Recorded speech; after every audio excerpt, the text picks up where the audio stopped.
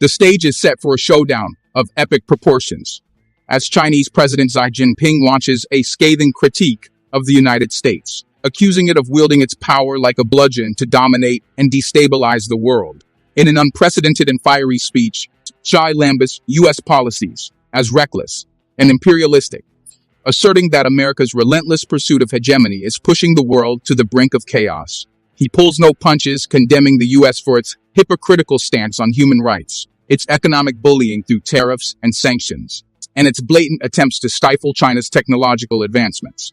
Xi's message is clear. China will no longer stand idly by while the U.S. tramples on global stability and fairness. This hard-hitting confrontation marks a pivotal moment in international relations as China defiantly positions itself against U.S. dominance. Stay with us till the end to delve into the depths of this explosive address and its far-reaching implications. Hello and welcome back to Innovative Check YouTube channel, where we delve into the innovative and transformative projects changing our world. If you're new to the channel and enjoy learning about innovation stories around the world, you've come to the right place. Please subscribe, like, and comment to help boost our videos on YouTube. 我们坚持以最大诚意，尽最大努力，争取和平统一的前景，但绝不承诺放弃使用武力，保留采取一切必要措施的选项。 Chinese President Xi Jinping has elevated the building of a shared future for humanity, which he has been advocating as a major direction of his foreign policy, to the same level as China's basic principle of foreign relations, the 5 principles of peaceful coexistence. He delivered an important speech at the conference marking the 70th anniversary of the 5 principles of peaceful coexistence held in Beijing. President Xi said, "The ideology of building a shared future for humanity is the best succession, development, and sublimation of the 5 principles of peaceful coexistence in the new situation." Today, China presented an answer to this generation, building a community with a shared future for mankind.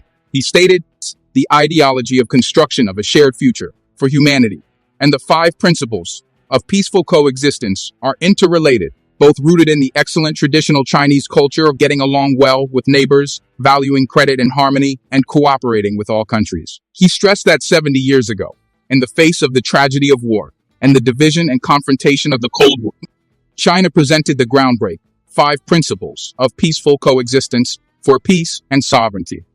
About 70 years later, Xi put forward the idea of constructing a shared future for humanity. Xi first mentioned his policy in 2013. The status of his policy rose and was even inserted into the Chinese constitution.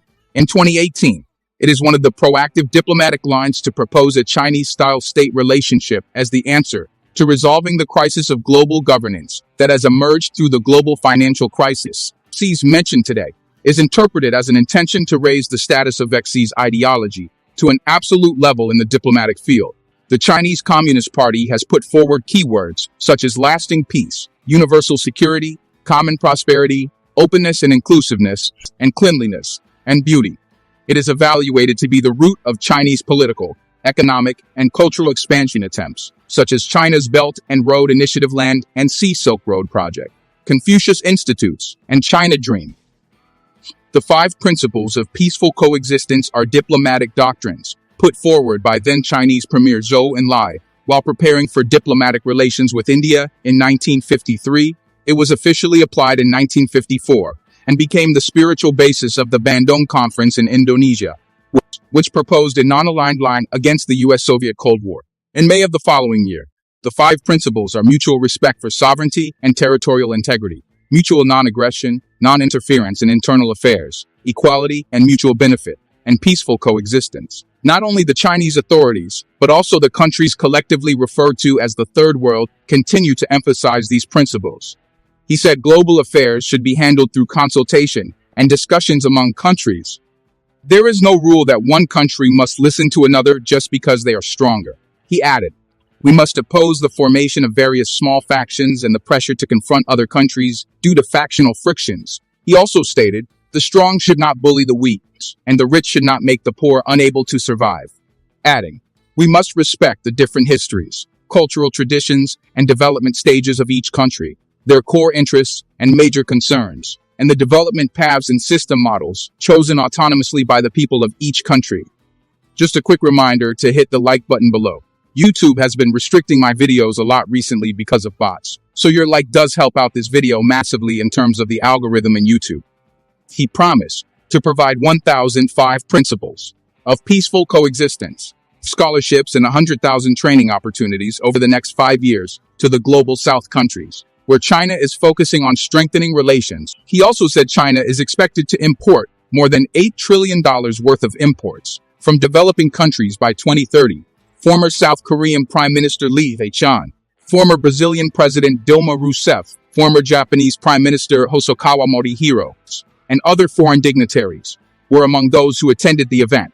President Xi Jinping's speech echoed the increasing strain in U.S.-China relations, with the Chinese leader explicitly criticizing what he termed the hegemonic behavior of the U.S. on the global stage. He expressed China's disapproval of U.S. policies, which he accused of undermining global peace and stability.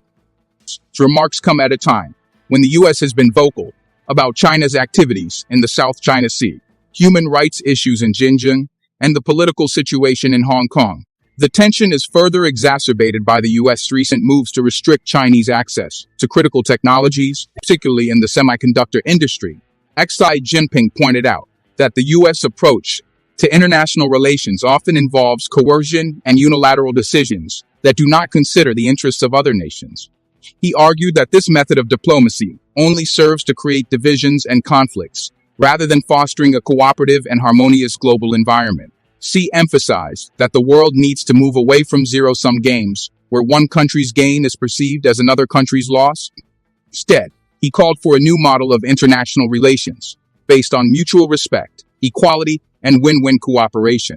Xi's critique also touched on economic policies, particularly those affecting trade and technology. The U.S. has imposed a series of sanctions and export controls targeting Chinese companies like Huawei and ZTE, citing national security concerns. These measures have significantly impacted China's tech industry, hindering its access to critical components and advanced technology. In response, he stressed the importance of technological self-reliance, highlighting China's efforts to develop its semiconductor industry. He noted that companies like TSMC and ASI play crucial roles in the global supply chain, and the U.S. attempt to decouple from China in this sector could have far-reaching consequences for the global economy. Xi Jinping also addressed the issue of tariffs, which have been a major point of contention in the U.S.-China trade war. He argued that the imposition of tariffs and other trade barriers is a form of economic bullying that disrupts global trade and harms both countries' economies. He called for the removal of these barriers and for the two countries to work together to establish a fair and equitable trading system. He suggested that instead of engaging in a trade war, the U.S. and China should focus on dialogue and negotiation to resolve their differences. If you are enjoying this video so far, please don't forget to subscribe, share the video, and comment. In his speech, Xi Jinping reiterated China's commitment to globalization and multilateralism. He criticized the U.S.'s withdrawal from international agreements and organizations, such as the Paris Agreement on Climate Change and the World Health Organization. He argued that global challenges like climate change, pandemics, and economic instability require collective action and cooperation among nations. He urged the U.S. to re-engage with the international community and to work with other countries to address these pressing issues. Xi's remarks also highlighted China's growing influence in global governance. He pointed to initiatives like the Belt and Road Initiative, B.R.I, as examples of China's contributions to global development. The B.R.I aims to enhance connectivity and cooperation among countries through infrastructure projects, trade, and investment. Xi emphasized that the B.R.I is open to all countries and is not intended to create exclusive spheres of influence. He invited the U.S. to join these efforts and to contribute to global development in a constructive manner. The speech by Xi Jinping reflects a broader trend in Chinese foreign policy, which seeks to position China as a leader in the global order by promoting concepts like a shared future for humanity and the 5 principles of peaceful coexistence. China is presenting itself as a proponent of peace, development, and cooperation. This stands in contrast to the U.S., which Xi portrayed as a disruptor of global stability. The Chinese leader's critique of U.S. policies underscores the deepening rivalry between the two powers, with each seeking to shape the international order according to its own values and interests. Xi Jinping's criticism of U.S. power politics is not just a rhetorical stance, but is reflected in concrete policy measures. China has been increasingly assertive in defending its interests, particularly in areas it considers core to its sovereignty. This includes the South China Sea, where China has built artificial islands and established military installations. Despite international disputes, the U.S. has conducted freedom of navigation operations in the region, challenging China's territorial claims. He reiterated China's stance that the South China Sea is an integral part of its territory and warned against foreign interference. The Taiwan issue is another flashpoint in U.S.-China relations. The U.S. has maintained a policy of strategic ambiguity towards Taiwan, providing it with defensive arms while not explicitly recognizing it as a sovereign state. China's position is that Taiwan is a breakaway province that must be reunified with the mainland by force if necessary. Xi Jinping has repeatedly stated that the Taiwan issue is a red line for China and has warned the U.S. against supporting Taiwan's independence. He stressed that China is committed to peaceful reunification, but will not tolerate any moves towards Taiwan's independence. Xi Jinping's speech also touched on human rights issues, a major point of criticism from the U.S. and other Western countries. The U.S. has condemned China's treatment of Uyghur Muslims in Xinjiang, accusing it of human rights abuses, including forced labor and mass detention. China has denied these allegations, claiming that its policies in Xinjiang are aimed at combating extremism and promoting economic development. Xi defended China's actions, arguing that every country has the right to implement policies that ensure its security and stability. He accused the U.S. of using human rights as a pretext to interfere in China's internal affairs and to undermine its sovereignty. The economic aspect of U.S.-China relations remains a complex and multifaceted issue.